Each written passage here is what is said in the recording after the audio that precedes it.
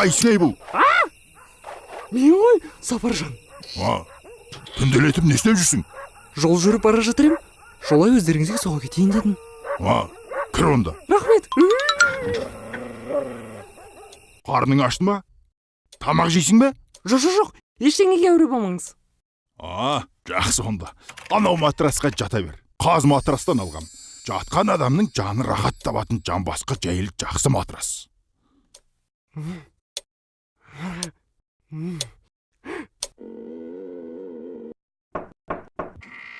Кешіріңіз, матрасыңызға әңгіме жоқ.